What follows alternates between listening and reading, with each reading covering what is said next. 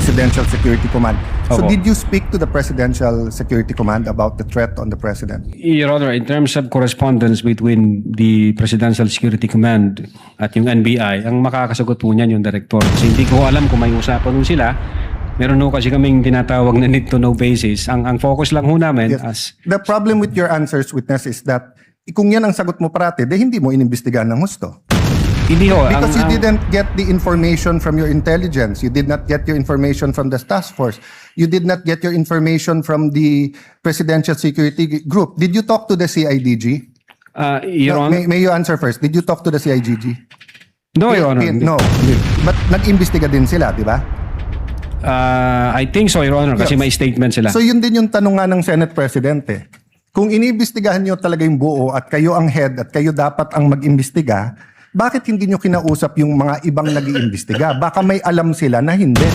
Ito ang balita ngayon. Trending at pinag-uusapan ngayon sa mundo ng social media. Ang di umano'y balitang. Ito ang balitang dapat malaman ng taong bayan na pilit tinatago at pilit ayaw di umanong ipalabas ng mga bayarang media sa palasyo, Kamara at Senado sa publiko. Pero bago ang lahat, kung bago ka pa lamang sa channel na ito at kung gusto mo ang mga balitang politika, ay please huwag kalimutang mag-like, subscribe at i-click ang notification bell para mas maging updated ka palagi sa lahat pa ng mga bagong video na i-upload namin. At ito na nga mga kababayan. Senator Judge Alan Cayetano is recognized. You have 2 minutes, sir. Mr. President, susundan ko na yung kay Senator Win, Senate President.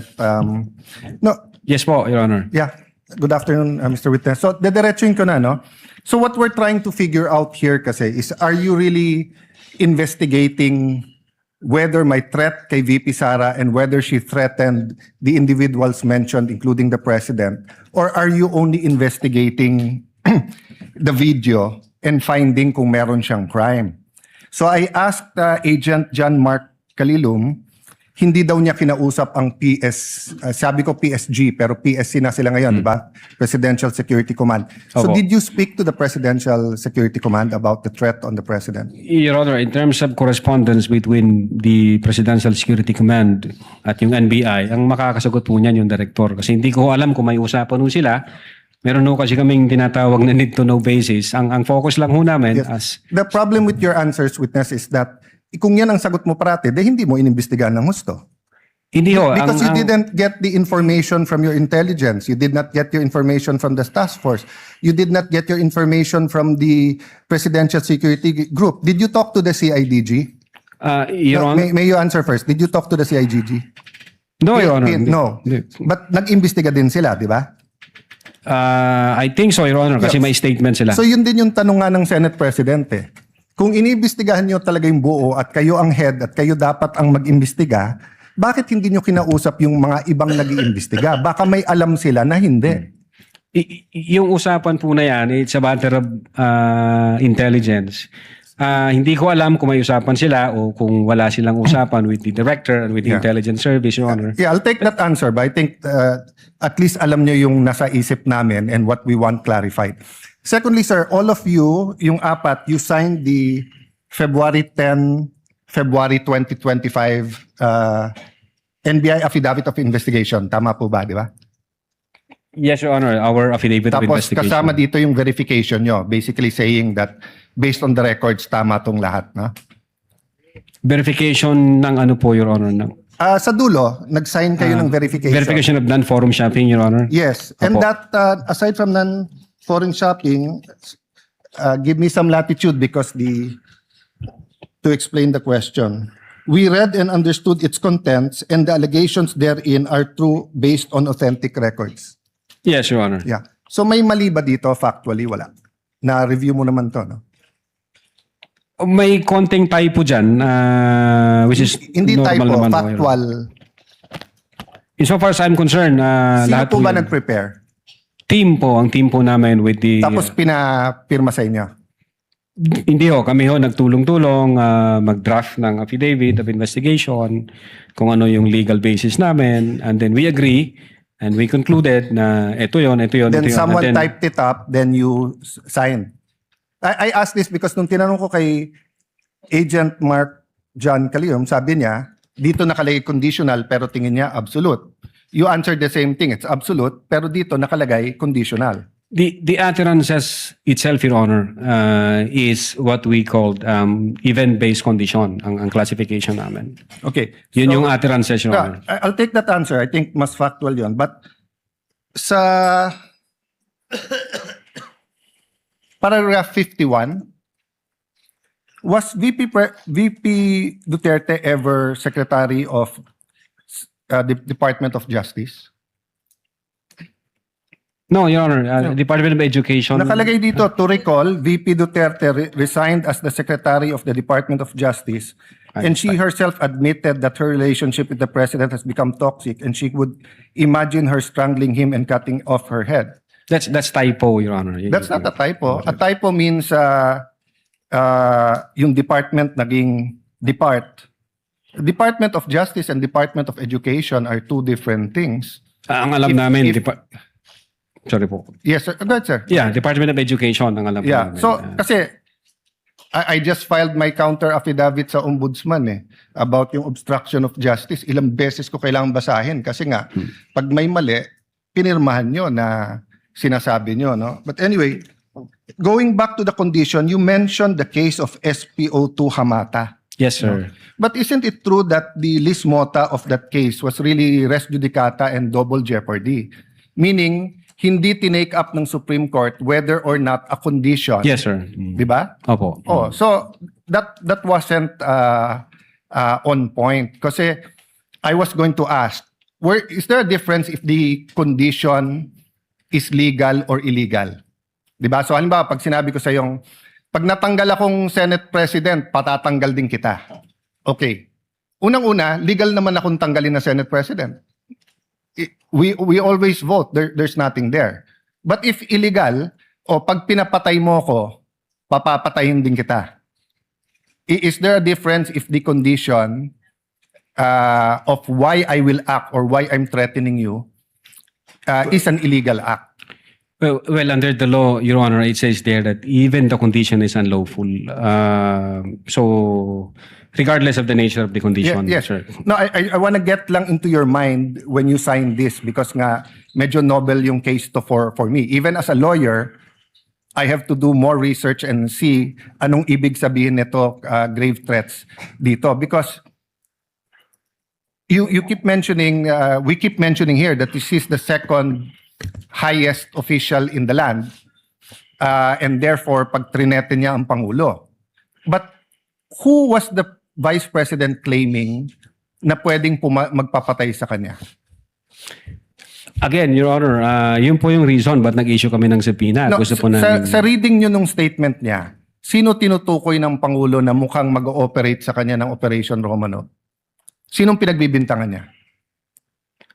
Well, una, kung ang pag-uusapan Romanov, Your Honor, ang alam namin na unang nagbigkas ng Romanov ay si Mayor Baste yata noong January 2024. Other yes. than... That's irrelevant. Ang question ko, in the mind of the Vice President, sinong pinagbibintangan niya na pwedeng magpapatay sa kanya? You said you investigated So mahaba na testimony niyo ni Agent John Mark. So of course, kasama sa investigation niyo, sino sa mind ni Vice President magpapapatay sa kanya? Well, again, Your Honor, since wala kaming makuhang valid information, No, hindi ba klaro sa video na ang pinagbibintangan niya is the First Lady, the President, and the Speaker of the House? So sabi niya, pag pinatay ako, patayin mo silang tatlo. So ang pinagbibintangan niya na magpapapatay sa kanya, yung tatlo. I cannot answer to that, Your Honor. Senator Judge Allen, kindly wind up. But you have to be able to answer that because you're the one who investigated. And that is crucial. Why?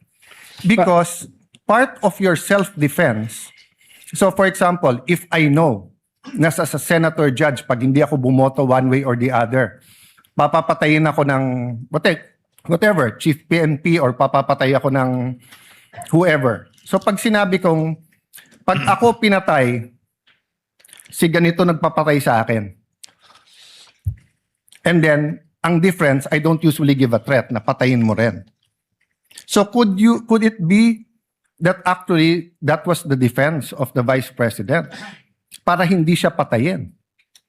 I don't know the state of the mind of the Vice President. But you've testified all throughout this afternoon that you went into her state of mind. Based on the series of events, Your Honor. Yes, and based on her statement, and the series of events is nag-away sila ng administrasyon, and the series of events is that sinasabi niya, pag ako'y pinatay, eto 3 ang papatayin nyo. Okay, last question.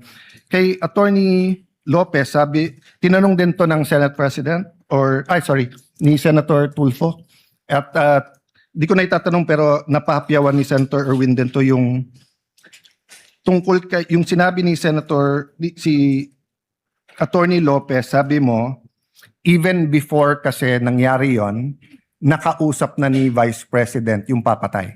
That's the literal meaning of the statement. Yes, that's a literal meaning, but did you believe her? Well, she's the Vice President, sir. So she also said freedom of expression, so you also believe her? Not based on the evidence that what we gathered, sir. No, okay. So I'll stop there, but I'll read to you. Sinabi nyo kasi sedition. Pero tignan nyo po yung page 25 nung sarili nyong affidavit, ha. Si Princess Maui, ang sinabi niya, ano po ba ang pwede niyong maging remedy para matapos na ito, lalo't nagsisigaw na po ang taong bayan na mag-people power na? So actually, I would consider ang nag-uudyok si Princess Maui. Of course, we can discuss people power, pero tignan niyo po ang sagot niya after yung sa pagpatay. Ang laban ay wala dyan sa EDSA, ma'am. Wala dyan sa mga highway. Ang laban, ma'am, nandun sa loob ng palasyo. Yan ang problema. We appreciate yung expression nyo ng disgust, ang pagkamuhi, ang hopelessness, kasi it reflects kung ano nararamdaman ng maraming milyon-milyon. Alam ko yan, ma'am. Kahit saan ako pumunta, ang sasabihin, binoto namin dahil sinabi mo, iboto namin. So if I look at that statement, parang baliktad. Parang sinasabi niyang huwag kayong mag-people power. Hindi, actually, kung babasahin po natin yung buo, may sinabi siya doon na natutuwa siya sa ginagawa nila. Sa ginagawa nila na active nagrarally. Pero sa people power, ito yung exact. But I won't argue with you. I'm just trying to get into your frame of mind. Yes, Your When Honor. do you believe her and when do you not believe her? And what did you actually investigate? We based everything on the evidence that we've gathered. Thank you, sir. Presiding Officer. Thank you, Mr. Witness. Opo. Thank you, Senator Judge Alan Cayetano. Senator Judge Marcos, thereafter, Senator Judge Aquino. Senator Marcos, you may proceed, ma'am, when you're ready. Thank you very much, Presiding Officer. And Attorney Lontok, Yes, ma'am. maupay nga pag-abot din Mapaya hindi kulog, ha aton Senado. Opo, ma'am. Okay, I'd like to affirm lang yung sinabi mo kanina na nung nangyari nga itong hating gabi na interview ni Vice President sa Zoom, agad-agad in-orderan kayo, in-instructionan ng NBI na mag-imbestiga. Tama po yun? Hindi po, Your Honor. Sabado po yon, lunchtime, mayroon kaming meeting ako with the then Director Santiago. I think between 12 noon and 1 p.m. And then mayroong instruction na nanggaling kay Delta Santiago na, Jeremy, may kumakalat sa social media, may mga utterances na ginawa ang Vice Presidente. Imbestigahan natin. Since may cyber aspect ito, imbestigahan nyo na. Doon po nagsimula yun. Tama. So anong araw yon? Kasi andito sa inyong affidavit of investigation at yung sinabi ninyo na on even date, ang tinutukoy mo ba yung November 23 din? November 23, ma'am. Kasi natapos ho ang Oo, live- gabing-gabi kasi yon di ba? Madaling araw po ng alauna, ma'am. That's right. So, nag-meeting kayo kaagad-agad? Ganun ba? Hindi, ma'am. Hindi po kasi namin alam yun. Kailan kayo inutusan na mag-imbestiga? During lunchtime, nung may meeting kami ni then Director Santiago, pero iba ho ang iniimbestigahan namin krimen. Kailan kayo sinabihan ng DOJ na mag-imbestiga? Anong araw? That po same day, ma'am. Kaya nga, after November 23. November pa rin. 23. Oo, pareho lang. Yun ang sinabi ninyo kanina nung tinatanong kayo ng counsel ng prosecution. Yan din ang nakasaad. On even date ang nakasabi sa inyong Opo. affidavit. Yes, ma'am. Okay. So, nag-umpisa na kayo. Kwento nga ninyo, 4-phase yung investigasyon. Nag-umpisa sa identification. Nagbigay kayo ng hash value. Nag-preserve kayo ng data. Pagkatapos nag-research kayo. Subsequently, sinabi mo na meron kayong open source intelligence search at natuklasan ninyo na meron palang October 18 video na press con na naman ni OVP na nasa Facebook at may mga sinasabi na naman na puputulin yung ulo. Tama ba yon? Yung October 18 ang nakita ninyo? That's the continuation in the analysis phase, Your Honor. Oo. Yes, Your Honor. Kasi nag-research na kayo, no? Bilang fourth phase nga ng inyong investigasyon. Tama po ba? Hindi po, Your Honor. Yun yung third phase ho, yung analysis and attribution. Sa analysis pa at attribution. So third phase. Pero bandang huli na. Ang pinagtatakahan ko, kung inutusan kayo ng November 23 na magkaroon ng investigasyon, bakit napakaaga? November 6, 2024, a subpoena was issued to ABS-CBN requiring them to submit an authenticated copy of the video pertaining to the 18 October press con. Nandito to sa affidavit ninyo, nasa page 8, number 14. Kung inutusan kayo ng November 23, ang ibig ba sabihin, November 6 pa lang, minamanmanan na si Vice President? Iniimbestigahan na siya bago pa yung Zoom conference sa Kongreso? No, Your Honor. I believe that's a typo yung date. Kasi Sorry? that's a typo, Your Honor, yung date. Kasi makikita doon yung date noong appearance ng taga-ABS-CBN, which is consistent ho siya doon sa ibang initial Kailan ng ba yung subpoena. appearance? Kasi hindi ko nasusundan yung timeline ninyo eh. Parang yung November 23 yung utos, pero November 6 pa lamang, may subpoena na. Ba't nagkaganon? Typo ho yan, Your Honor. Hindi ho yan November 6. Typo na naman katulad ng Department of Justice. No, Your Honor. If I may refer to my notes, Your Honor. Oo, pakita mo na lang sa akin kasi nahanap ko hindi ko masundan eh. You may do so, This is Counsel. page 6, number 14 po. November 6, 2024, subpoena to ABS-CBN.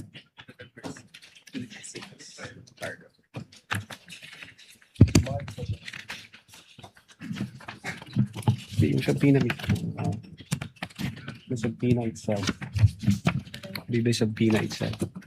Wala naman yatang date na binibigay tungkol sa appearance ni Patria Morales at yung iba pang Meron po, taga-ABS. Your Honor, if I Pakituro lang have kasi the, hinahanap record po of the namin. subpoena.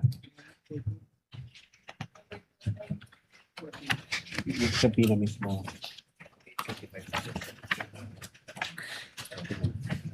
For information, the time of Senator Judge Marcos is over. Kindly. Yes, but he's still responding Of course, to the we same will wait for question the if you will response. allow. Siya po yung matagal, hindi tayo. We're only counting your the questions that you ask, not the answer. Neither are we counting the waiting time for the witness to answer. I-check ko lang po, Your Honor, para na Kasi yung mga sumunod na meeting, doon sa page 13, sa number 30, at sa mga sumunod, yung mga tinutukoy doon, yung mga media na nandun sa Zoom conference. Hindi naman siya yung ABS na humawak ng camera noong October 18. Iba naman yung mga tinutukoy doon eh. Attorney Lutok, Opo. the question of the Honorable Marcos is on page 6, paragraph 14. You said you sent a subpoena on November 6, 2024. Unfortunately, because the annexes are not part of the document marked, it's not here. So the question is quite clear. If it's a mistake, then what is the correct date of the subpoena? If I can see the real subpoena, Your Honor. Kindly talk to the mic, please. Yeah. If I can see the real subpoena, Your Honor, because the subpoena was signed by our Assistant Director for Investigation Service. As I said, unfortunately, it was not attached to your affidavit, and I doubt if it's one of those marked or pre-marked Wala. by the Counsel for Prosecutors. As he said and admitted earlier, he did not or they did not mark all of the annexes in your affidavit. Yes, Your Honor. If I may, check ko lang po, Your Honor, para sigurado ho. Wala sa'yo ngayon. Inaanap ko po rito. Wala nga pong annex yan eh. Wala sa annex at wala rin sa affidavit. Kasi yung mga media na tinutukoy sa ibang pahina, yung mga nag-interview nung Zoom conference. Dito ho yung certified true copy daw, Your Honor. If I may, Your Honor, please, can I assist on this regard, if the court will allow? Only if you can produce a copy of the November 6 subpoena, Counsel. Exactly, Your Honor. The documents are present. They are in the possession at present of the witness, Your Honor, please. They may not have been physically attached to the affidavit investigation, but they do exist in the records of the case as separate pre-marked documents, Your Honor, please. So Okay. it's here? Presiding officer, then is counsel saying that therefore the affidavit is defective or wrongful and With that all- November 6 is not the right date? What then is the right date to With the all due subpoena respect, to Your Honor, ABS? please, with all due respect, we object to the use of the term defective. Counsel, we shall await. Let the Yes. document speak for itself. Yes, Your Honor, please. If it's there. The witness is Yes, now in it the was the process. witness who said that it was a mistake, not me. No, it doesn't make the entire affidavit of investigation defective. No, I merely said the date was wrong because that's what he said. Yes, Your Honor.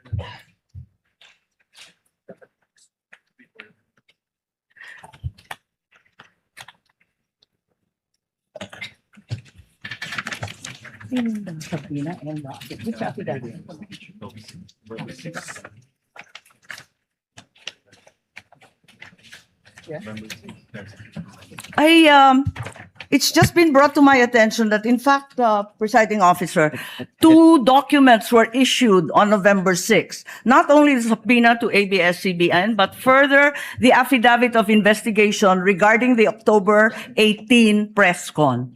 Can we please be clarified as to these two documents which don't seem to appear in the affidavit nor in the annexes provided? Let's first wait for the witness to answer the first question, Senator Judge Marcos. Okay. Yes, If I- Attorney Lotok. If I may, Your Honor. Ito ho ang subpoena, Duces Tycom. Yung date ho ng appearance niya is December 11. Appearance po. Ang tinatanong yung Appearance. date ng subpoena. Date Attorney ng Lotok. subpoena, Your Honor, is 6th day of November 2024, which I believe this is a typo kasi magkakasunod ho ito doon sa mga inisyuan namin na media personalities. Attorney Lotok, typo na yung affidavit mo? Typo pa yung subpoena? Hindi po. What are you typo looking yun. at? The subpoena or the affidavit? Dalawa yan eh. What are you looking at, Attorney Lotok? The Subpoena, Your Honor. So the subpoena is dated November 6. Okay. This- And the affidavit also is November 6. Dalawang typo carried over.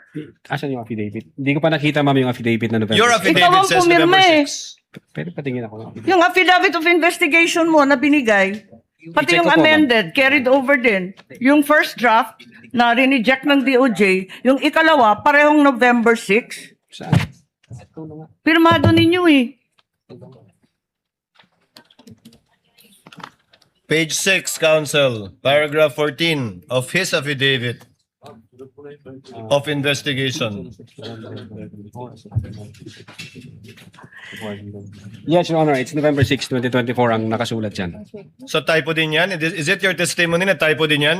I believe so, Your Honor. Kasi ang intention namin dyan is 11 December 2024. Anyway, Senator Judge Marcos, the document will let the document speak for itself. That would be the best evidence of it, if at all, of the dates Thank you. of either the subpoena and or the affidavit. Yes, presiding officer, just to provide our witness a chance to correct himself or the documents, sa palagay mo, ano yung tamang date kung mali yung November 6?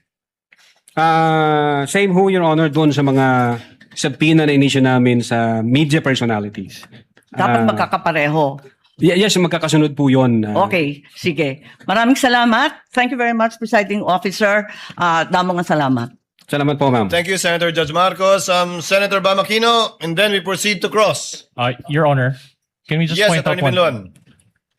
Binloan. Your Honor, regarding that matter, Your Honor, may we just manifest, Your Honor, for the record that not only in paragraph 14, page 6, does the November 6, 2024 date appear, it also appears on the footnote. Footnote 12, November 6, 2024. So I don't think we just want to read for the record footnote 12, subpoena to Francis Toral, head ABS-CBN News dated 06 November 2024. In addition to that, if you look at the subpoena, And paragraph 14 also is on 06 November 2024 as subpoena was issued to ABS-CBN News. Now, it is actually, it states that a copy of the video pertaining to the 18 October 24 press conference. And when you look at the subpoena itself, can you just ask for time?